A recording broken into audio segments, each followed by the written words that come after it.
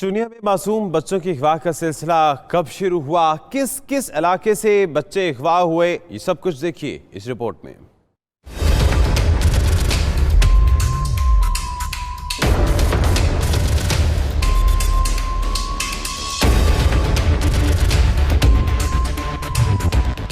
چونیا میں جون سے بچوں کے اغوا کا سلسلہ شروع ہوا۔ جولائی میں بھی ایک بچہ اغوا ہوا، اگست میں 2 بچے پھر اغوا ہوئے۔ امام مسجد کا 8 سالہ بیٹا اغوا ہونے پر 16 ستمبر کو مغوی بچوں کے ورثاء اور اہل علاقہ نے احتجاجی مظاہرہ بھی کیا، لیکن کسی نے فریاد نہ سنی۔ اگلے ہی روز 17 ستمبر کو ایک بچے کی لاش اور 2 کی باقیات انڈسٹریل اسٹیٹ کے علاقے سے مل گئی۔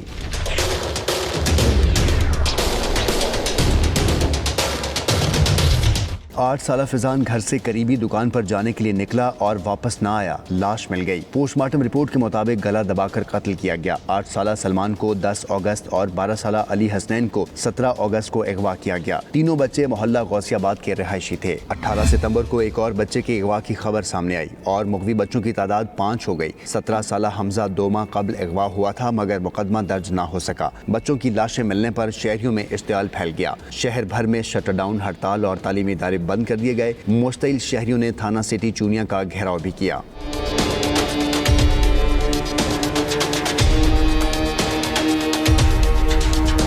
لوگوں کا غم و غصہ بڑھا تو حکومت بھی ایکشن میں آ گئی۔ ڈی پی او قصور سمیت کئی پولیس آفیسرز کو عہدوں سے ہٹا دیا گیا۔ پولیس نے بھی روایتی اور جدید دونوں طریقوں سے ملزم کی تلاش شروع کر دی۔ 23 ستمبر کو ڈی این اے رپورٹ آنے کے بعد باقیات کی شناخت ہو گئی۔ باقیات مغوی بچوں مقتول علی حسنین اور سلمان کی تھیں۔ 24 ستمبر کو چوتھے بچے کی ہلاکت کی تصدیق ہوئی۔ ڈی پی او قصور کے مطابق عمران کے کپڑوں کی شناخت اس کے والد اور درزی نے کی۔ عمران کو 3 ماہ قبل رانا ٹاؤن سے اغوا کیا گیا تھا۔ 30 ستمبر کو چونیا کے انڈسٹریل ایریا سے ایک اور بچے کی باقیات برآمد ہوئی۔ بچے کی باقیات سابقہ کرائم سین سے آدھے کلومیٹر کے فاصلے سے ملی۔ چونیا میں بچوں کی لاشیں اور باقیات برآمد ہونے کے بعد 1875 افراد کے ڈی این اے سیمپل لیے گئے۔ 20 سے زائد مشکوک افراد کو حراست میں لیا گیا۔ ڈی این اے کے ذریعے ہی پولیس صفا قاتل تک پہنچنے میں کامیاب ہوئی ہے۔